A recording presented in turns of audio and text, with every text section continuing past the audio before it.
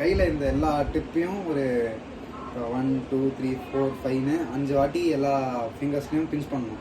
பண்ணிவிட்டு இங்கெல்லாம் ரொட்டேஷன் பண்ணணும். இங்கே ஒரு 6 பாயிண்ட் இருக்குது. அந்த பாயிண்ட் அப்படியே யூ ஷேப்பில் ஒரு 6 வாட்டி பண்ணிவிட்டு இந்த கையிலையும் அதே மாதிரி பண்ணணும். அடுத்து சன் ட்ரீட்மெண்ட் ஈல் தூக்கிட்டு 60 செகண்ட்ஸ்க்கு அப்படியே ஒன்றுன்னா ஸ்விங் பண்ணுறோம். சன் ட்ரீட்மெண்ட் முடிச்சோடனே கையை நல்லா ரப் பண்ணிவிட்டு ஒரு 30 செகண்ட்ஸ் ரப் பண்ணிவிட்டு கண்ணில் பாம்பில் அந்த பாம்பை கரெக்டாக கண்ணில் ப்ளேஸ் பண்ணி ஒரு 5 மினிட்ஸ் அப்படியே உட்காரணும் கண்ணை மூடி. அது முடித்தோடனே திருப்பி ஒரு சைட் வெளில போயிட்டு இதே பொசிஷனில் நின்றுட்டு ஒரு கரெக்டாக ஒரு லாங் டிஸ்டன்ஸில் ஒரு டார்கெட்டை லாக் பண்ணிவிட்டு அப்படியே கண்ணை நீ ஸ்விங் பண்ணும்போது ப்ளிங்க் பண்ணணும் கரெக்டாக அந்த இருக்கணும்.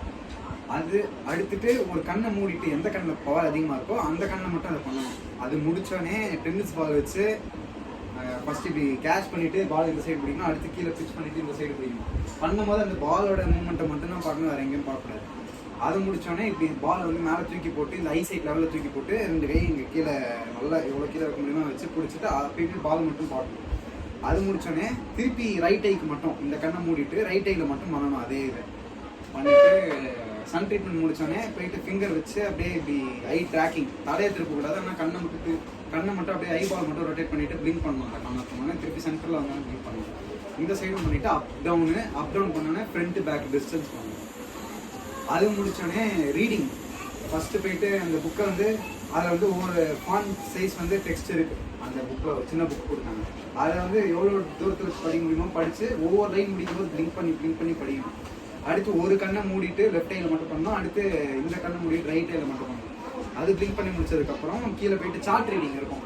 இந்த ஐ டெஸ்டிங்லாம் சார்ட் வச்சுருப்பாங்க ஏபிசிடி போட்டு அந்த மாதிரி சார்ட் இருக்கும். அது ஒரு பர்டிகுலர் டிஸ்டன்ஸில் உட்காந்து எவ்வளோ கடைசியில் எனக்கு எந்த டிஸ்டன்ஸில் தெரியுதோ அந்த டிஸ்டன்ஸில் உட்காந்து அதை படிக்கணும்.